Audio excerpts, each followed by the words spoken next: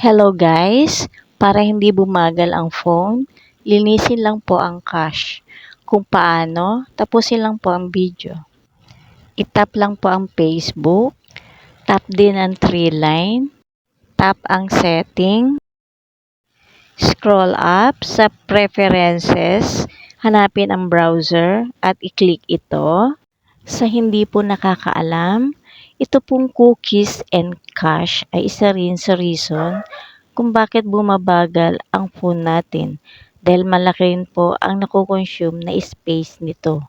Then, itap na natin ang clear sa cookies and cache para malinis na natin. Tapos, tap din po natin uli ang clear.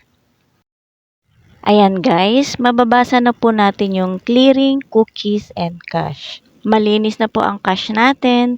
Sa mga nakapanood, kung nagustuhan nyo ang tutorial na to, paki-follow and share lang po. Salamat po!